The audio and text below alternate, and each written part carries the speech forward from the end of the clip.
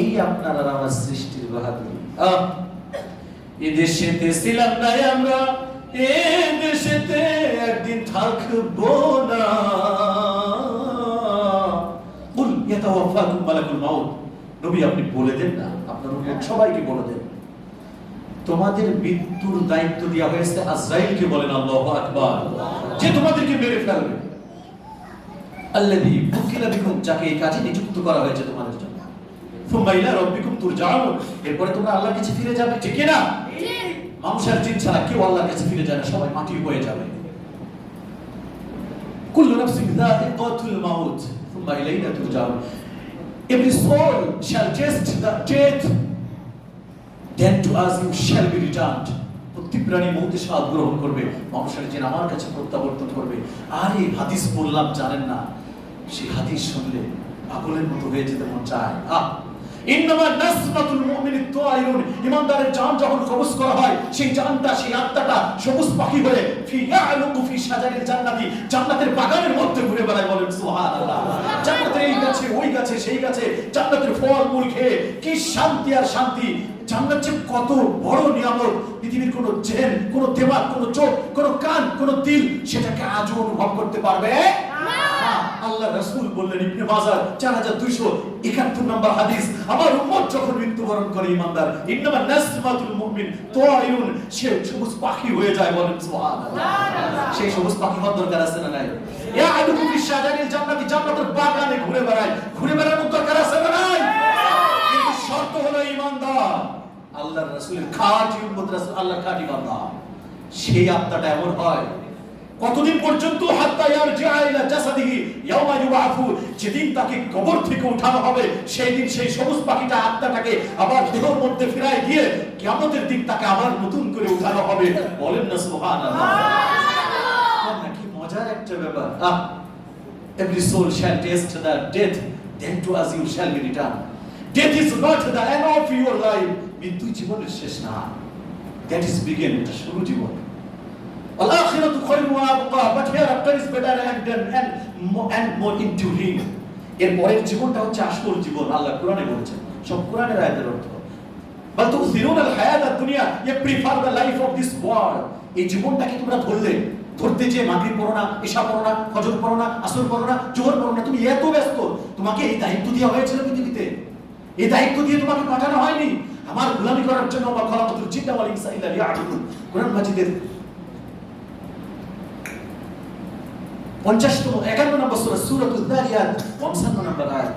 আমি মানুষ আর জিন বানাইছি আমার গোলামি করার জন্য, খাবে না খাবে তাদের ব্যাপার, আমার অর্ডার পালন করতে হবে, আমার দাসত্ব করতে হবে। না খেয়ে থাক, মরে যা, না খেয়ে, এটা আমার ব্যাপার না, আসে যায় না, আমারটা করতে হবে, এটা আমার অর্ডার, চাকরি এটা।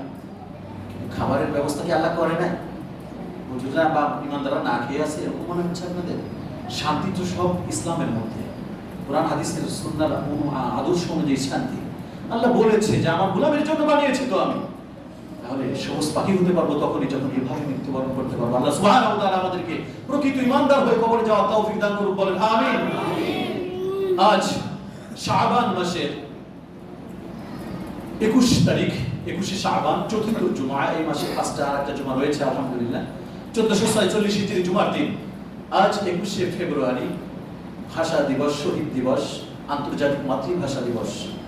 1431 বঙ্গাব্দ জুমার দিন। আল্লাহ সুবহানাহু ওয়া তাআলা আমাদেরকে আল্লাহর ঘরে এসে কোরআনের কথা শোনাচ্ছেন, জুমার নামাজ কায়েম করাবেন, আল্লাহ সেই জন্য নিয়ে এসেছেন। আল্লাহর দরবারে অন্তরের স্থল থেকে কৃতজ্ঞতা জ্ঞাপন করি, শুকরিয়া আদায় করি। সবাই বলে আলহামদুলিল্লাহ। সামনে জুমা শুক্রবার, সামনে যে আগামী শুক্রবার, পরের দিন শনিবার। শনিবারে রাত্রে তারাবি হবে ইনশাআল্লাহ। আরবি মাসটা যদি 29 হয়, মানে শনিবারের সন্ধ্যায় যদি মাস শেষ হয়ে যায়, এই আরবি মাসটা 29-এ যদি হয়, তাহলে রাত্রে তারাবি শনিবারের রাত্রে, অর্থাৎ কালকে যে শনিবার, পরে শনিবার। আর মাস যদি 30-এ হয়, তাহলে কনফার্ম আমরা রবিবারের রাত্রে তারাবি, সোমবারে রোজা। মাস যদি 29-এ হয়, শনিবারের রাত্রে তারাবি, শনিবারের রাত্রে খেয়ে রবিবারের রোজা। আল্লাহ আমাদের মাহে রমজানের রোজার জন্য কবুল করুন। বলেন আমিন। কোরআন মাজিদের 2 নম্বর সূরা বাকারার 183 নম্বর আয়াত আমি পড়েছি, যেখানে আল্লাহ রোজাকে শরীয়তে ফরজ করেছেন। আপনারা জানেন সেটা, আমরা জানি, আমরা তার বড় অর্থটা একটু শুনি। ইয়া আইয়ুহাল্লাযীনা আমানু, হে ঈমানদারগণ, কুতিবা আলাইকুমুস সিয়াম, তোমাদের উপর রোজাকে ফরজ করা হয়েছে, এটা কে বলেছেন? এখন আপনি যদি বলেন আমি কঠিন পরিশ্রম করি রোজা রাখতে পারি না, আপনার মতো বেয়াদব, শয়তান, জালেম, চোর, বাটপার পৃথিবীতে আর দ্বিতীয় নাই। আল্লাহ বলেছে রাখতে হবে, কিভাবে রাখবেন জানেন না আল্লাহ। আপনি এক মাস আগের থেকে আমার একদিন না খেতে থাকলে মরেন না, এটা ফাও কথা। হাজার শত শত দিন কোমায় থাকলে বা আইসিইউতে থাকলে মানুষ মরে না, না খেয়ে বেঁচে থাকে। এগুলো ভাওতাবাজি। কাজ কমাই দেন, অর্ধেক বেলা করেন, রিক্সা অর্ধেক বেলা চালান, ভ্যান অর্ধেক বেলা চালান, আপনি অফিস অর্ধেক বেলা করেন, বা একটু রিল্যাক্স করেন। এসব কোনো যুক্তি খাটবেন, এটা ফাও কথা, এতক্ষণ বলাই নষ্ট এটা। যাই হোক, হ্যাঁ ইমানদারগণ, তোমাদের উপর রোজাকে ফরজ করা হয়েছে। ফরজ মানে সর্বোচ্চ আদেশ আল্লাহ। এটাকে যে না মানে সেই ইমানদার নামাজ পড়ছে, সবকিছু করছে, তাও জাহান্নামী বলেন নাউজুবিল্লাহ। কেন? শরীয়তের ভিত্তিকে সে মানে নাই, ইসলামের 5টা ভিত্তি, তাই সেটাকে অস্বীকার করেছে, সে মানে নাই। কিভাবে ফরজ করা হয়েছে? কামা কুতিবা আলাল্লাযিনা মিন ক্বাবলিকুম, যেমন তোমাদের বাপ দাদার উপর আমি ফরজ করেছিলাম, বলেন আল্লাহু আকবার। যেভাবে ফরজ করা হয়েছিল তোমাদের পূর্ববর্তী লোকদের উপর, তোমাদের পূর্বপুরুষের উপর, তোমাদের পূর্বে যারা মৃত্যুবরণ করেছে মুসলমান হয়ে, তাদের উপর আমি এটা ফরজ করেছিলাম, বলেন সুবহানাল্লাহ। লাআল্লাকুম তাত্তাকুন, যেন তোমরা তাকওয়া অর্জন করতে পারো। রমজান মাসে জাহান্নামকে আটকায় দেওয়া হয়, জান্নাতের দরজা খুলে দেওয়া হয়। ওয়াকুল্লাকাত আবওয়াবু জাহান্নাম, জাহান্নামকে বন্ধ করে রাখা হয়। ওয়াকসুলসিলাতিশ শায়াতিন, শয়তানকে শিকল দিয়ে সমুদ্রে রেখে দেওয়া হয়। ওয়াফুতিহাত আবওয়াবুল জান্নাত, জান্নাতের দরজা উন্মুক্ত করে দেওয়া হয়। তোমরা নেক আমল করবে, জান্নাত অপেক্ষা করে তোমাদের জন্য, বলেন সুবহানাল্লাহ। ওয়াফুতিহাত আবওয়াবুস সামা, আসমানের 7টা দরজা খুলে দেওয়া হয়। বান্দা তুমি যা করবে ওটা আসমান দিয়ে আমার কাছে একেবারে ট্রান্সফার হয়, বলেন সুবহানাল্লাহ। মাহে রমজান, যেন তোমরা তাকওয়া অর্জন করতে পারো, গুনাহ থেকে বেঁচে যেতে পারো। আমি সিস্টেম করেছি, তুমি বললে জাহান্নাম বন্ধ, কিভাবে জাহান্নামে যাবে রমজানের রোজা রেখে? তুমি বললে জান্নাত খোলা, কিভাবে তুমি জান্নাত থেকে বের হয়ে আসবে? জাহান্নাম তো আটকে রেখেছি। তোমাকে ধোঁকা দেবে শয়তান কিভাবে? আমি তো সাগরে ইবলিসকে তার ছেলেবেলা সহ আটকায় রেখেছি। তাহলে এটা কাজে লাগানোর দরকার আছে না নাই? আল্লাহ সুবহানাহু ওয়া তাআলা পূর্বপুরুষের উপর যেভাবে রোজা ফরজ করেছে, আমাদের উপর ফরজ করেছে, স্বতঃস্ফূর্তভাবে এই রোজাকে পালন করার, আদায় করার, রাখার তৌফিক দান করুক, বলেন আমিন। যেন তোমরা তাকওয়া অর্জন করতে পারো, খোদাভীরুতা অর্জন করতে পারো, গুনাহ থেকে বেঁচে যেতে পারো, মুত্তাকিন হতে পারো। হুদাল লিল মুত্তাকিন ওয়াইদাত লিল মুত্তাকিন।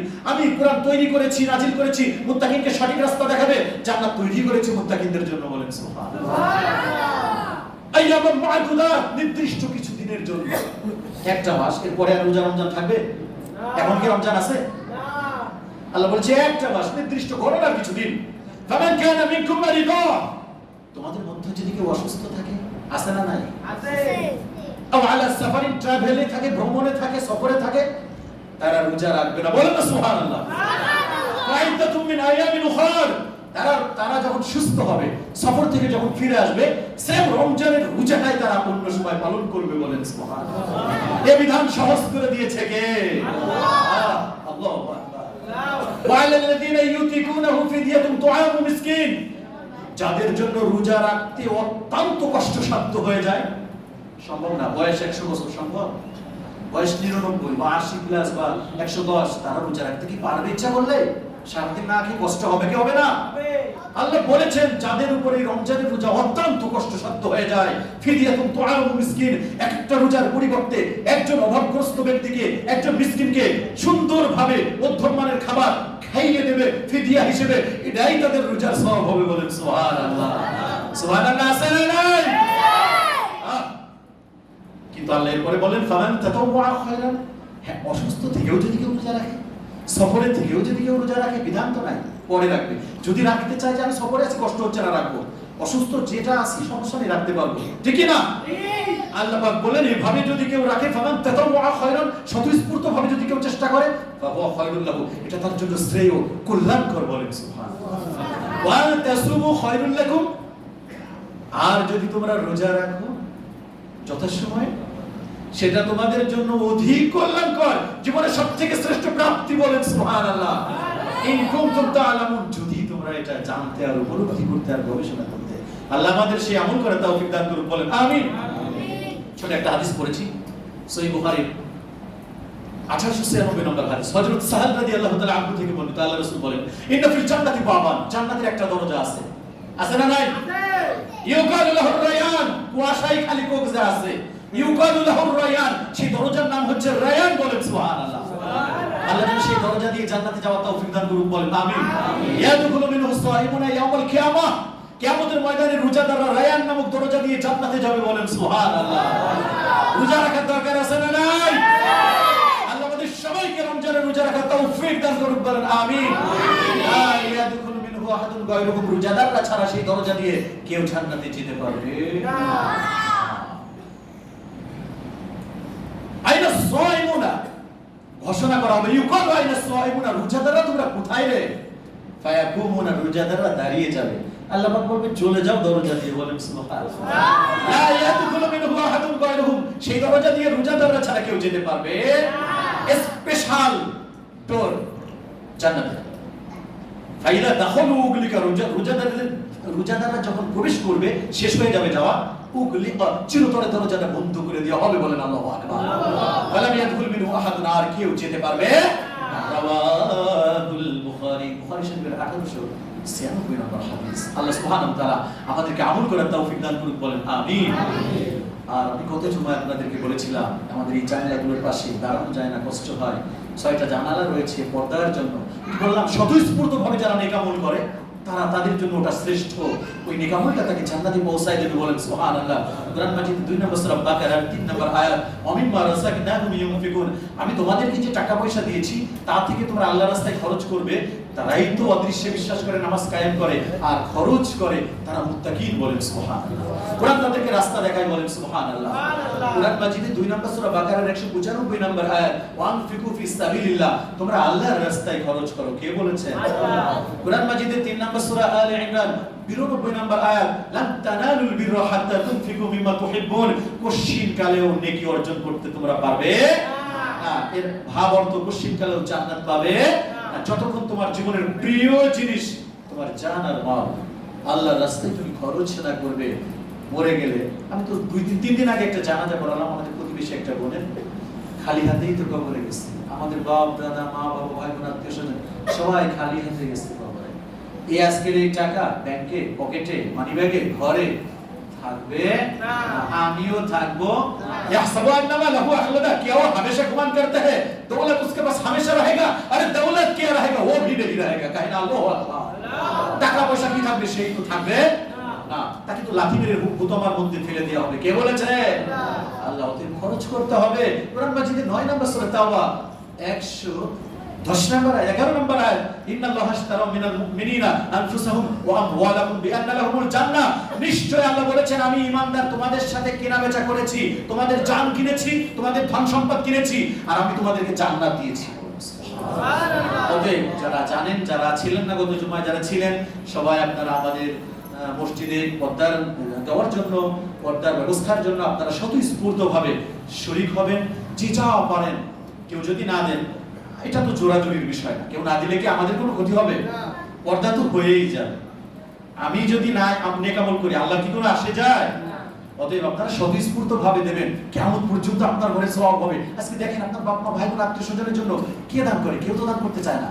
ওই আপনি একটু করতেছেন, আপনি মরে গেলে কেউ এরকমই করবে না। তার মানে আপনারটা আমারটা ব্যাংকে জমা করতে হবে। ওয়াইবি সাদাকাত, আল্লাহ বলেছেন কিয়ামত পর্যন্ত এটা আমি বৃদ্ধি করব কবরে, বলেন সুবহানাল্লাহ। বলেন না সুবহানাল্লাহ। অতএব আপনারা আমাদের সভাপতি সাহেব রয়েছেন, আমাদের যারা সদস্য রয়েছেন, মুয়াজ্জিন সাহেব রয়েছে, আমরা যারা দিবেন আপনারা লিখাই যেতে পারেন, অথবা যারা দান করতে পারেন এক পাশ থেকে উঠতে পারেন। সভাপতি সাহেব আমাকে উঠাবো লোক নাকি পরে কি করলে ভালো হয়? রহিম ভাই আসছেন?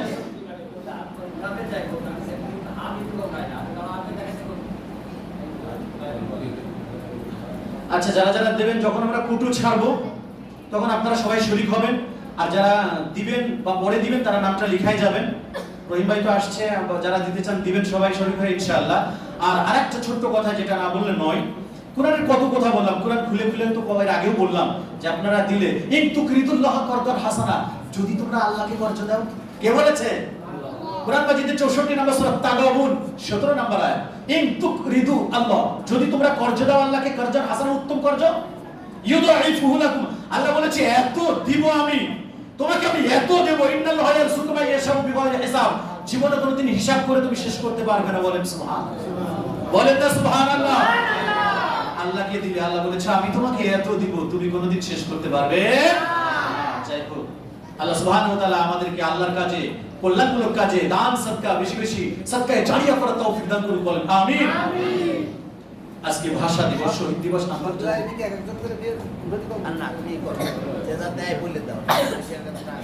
যে যা দেয় একটু সারা সময় দিবেন ইনশাআল্লাহ। আর যারা বেশি করে দিবে বা আনে না তারা নাম লিখাই যাবে শেষে। যাদের দেওয়ার ইচ্ছা আছে তারা তো একটু সময় ব্যয় করতেই পারে, তাই না? তারা তো দিবে।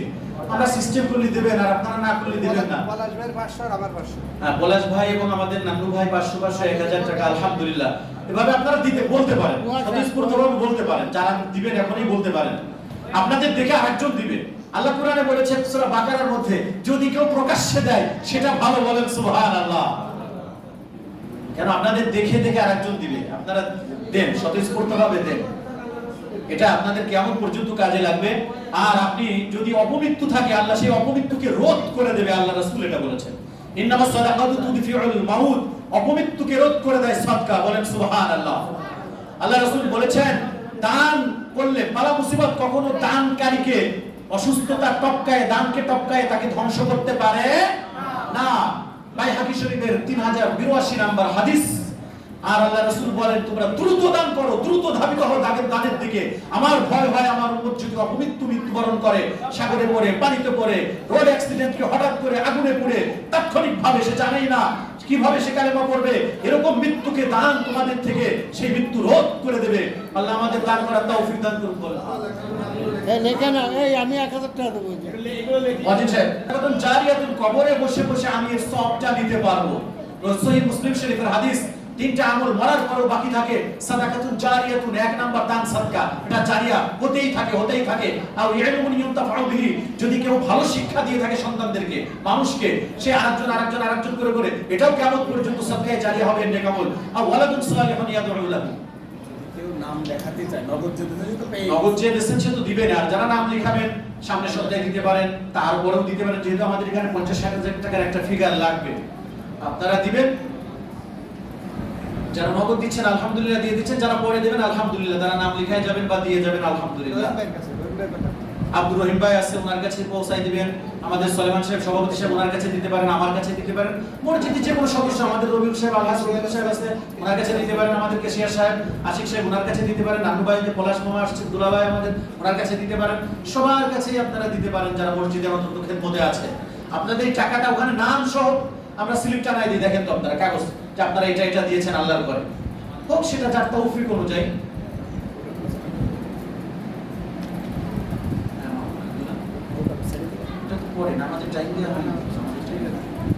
আর আজ তো 21শে ফেব্রুয়ারি, ভাষার জন্য যারা জীবন দিয়েছে আল্লাহ তাদেরকে জান্নাতুল ফেরদাউস নসিব করুক, বলেন আমিন।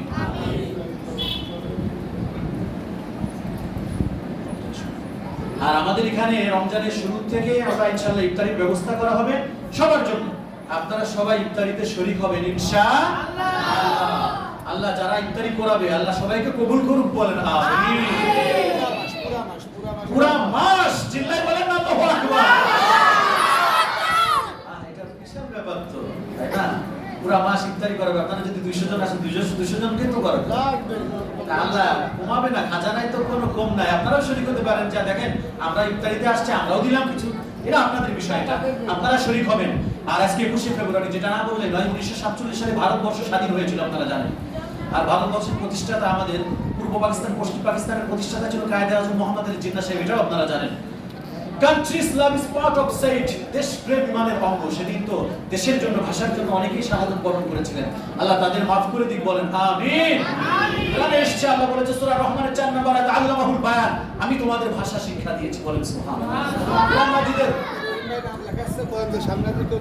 নাম লেখাচ্ছে, আপনারা যারা নাম লেখাতে চান লিখাই দিতে পারবেন, যারা দিতে চান দিয়ে যাবেন ইনশাআল্লাহ। কোরআন মাজিদের 30 নম্বর সূরা রুম 22 নম্বর আয়াত, ওয়ামিন আয়াতিহি খালকুস সামাওয়াতি ওয়াল আরদি ওয়া ইখতিলাফু আলসিনাতিকুম ওয়া আলওয়ানিকুম, আল্লাহর নিদর্শনের মধ্যে অন্যতম নিদর্শন তিনি আসমান আর জমিন সৃষ্টি করেছে এবং তোমাদের ভাষার বৈচিত্র্যতা। পৃথিবীতে হাজার হাজার ভাষা আমার আল্লাহ দান করেছে, বলেন সুবহানাল্লাহ। তোমাদের রঙের বৈচিত্র্যতা কে দিয়েছে? আল্লাহ। সেই ভাষার জন্য পৃথিবীর এক জাতি বাঙালি, যারা শাহাদত বরণ করেছিল এই ভাষার জন্য। আজ আমরা মায়ের ভাষায় কথা বলি, কেউ আমাদের আটকায় না। হ্যাঁ, তপন খা আমাদের শ্রদ্ধেয় মুরব্বী, উনি 500 টাকা দিয়েছেন। ওই ভাই আপনি লিখে ফেলেন, তপন খান 500 টাকা দিয়েছেন। বাকি পরে উনি দিবেন, আপনারা লিখে রাখেন। তা ভাষার জন্য আমাদের, হ্যাঁ আমাদের ভাইয়েরা ভাষার জন্য জীবন দিয়েছে, এটা তাদের জন্য প্রাপ্য দোয়াটা, বুঝছেন? কবি নজরুল লিখেছিলেন 200 বছর গোলামির পরে দরজা খুলেছি আজ, দায়িত্ব ভরা চারিদিকে সব তুলেছি। আমরা গোলাম ছিলাম 100 বছর, আল্লাহ সেই গোলামির থেকে আল্লাহ আমাদের মুক্ত করেছে, বলেন সুবহানাল্লাহ। কিন্তু এটা অর্জন করতে আমাদের বহুত কষ্ট হয়েছে। 1948 সালের 21শে মার্চ কার্জন হলে পাকিস্তানের প্রতিষ্ঠাতা কায়েদে আজম মোহাম্মদ আলী জিন্নাহ সাহেব উনি একটা বক্তৃতা দিয়েছিলেন সমাবর্তন একটা অনুষ্ঠানে। সেখানে উনি বলেছিলেন পাকিস্তানের রাষ্ট্রভাষা একটা হবে বাংলা, উর্দু। এটা আমরা মেনে নেই। এরপরে ওনার নতুন আরেকটা ভাষণ 3 দিন পরে কার্জন হলে উনি দেন একই কথা। এরপরে পল্টনে ওনার নতুন সরকার নাজিমুদ্দিন একই ঘোষণা করে পাকিস্তানের একমাত্র ভাষা হবে উর্দু। এটা আমরা মেনে নিতে পারি না। ধীরেন্দ্রনাথ দত্ত তার বাংলা সংক্রান্ত আনিত প্রস্তাব যেটা উনি দিয়েছিলেন, দুইটাই হোক, একটা উর্দু একটা বাংলা, সেটাকেও বাতিল করা হয়, সেটা আমরা মেনে নিতে পারি নাই। এরপরে মিছিল মিটিং সমাবেশ নিষিদ্ধ করা হয়েছিল, আপনারা সেটাও জানেন। 144 ওভারটেক করে সালাম, রফিক, জব্বার, বরকত এরা মায়ের ভাষাকে প্রতিষ্ঠিত করার জন্য জীবন দিয়েছিল। আমি সালামের কবর, মরহুম সালামের কবর জিয়ারত করেছি, আজিমপুর কবরস্থানে লাল টাইলস করা। সকল শহীদ যারা ভাষার জন্য জীবন দিয়েছে, আল্লাহ তাদেরকে জান্নাতুল ফেরদাউস নসিব করুক, বলেন আমিন। তাদের ফলশ্রুতিতে 1957 সালে এটা রাষ্ট্রীয়ভাবে স্বীকৃতি পেয়েছিল আমাদের রাষ্ট্র। 1957 সালে বাংলাও এটা রাষ্ট্রীয় ভাষা হিসেবে গণ্য হয়েছিল। আল্লাহু আকবার। এরপরে লাস্টে কি দাঁড়ালো? UNESCO, United Nations Educational Scientific and Cultural Organization, জাতিসংঘ শিক্ষা বিজ্ঞান ও সাংস্কৃতিক সংস্থা, যেটাকে আমরা ইউনেস্কো বলি, 1999 সালের 17 নভেম্বর আন্তর্জাতিকভাবে এই মাতৃভাষাকে স্বীকৃতি প্রদান করে, বলেন সুবহানাল্লাহ। সেই মায়ের ভাষা চিরদিন অমলিন থাকবে। সেই ভাষায় আমরা কথা বলি, কুরআন হাদিসের তরজমা করি। ভাষা দিনের খেদমতে ইসলামকে প্রচার করার জন্য সেই ভাষার মাধ্যমে আমরা মানুষের কাছে মনের ভাষা ব্যক্ত করি। সেই ভাষার জন্য আমার যে সকল মায়ের ছেলেরা জীবন দিয়েছিল, সেই সকল মুসলমান শহীদদেরকে আল্লাহ জান্নাত দান করুন, বলেন আমিন। যারা আমরা পরে আসছি, যারা কবলার জুমার সুন্নাত নামাজ পড়ে নিই ইনশাআল্লাহ।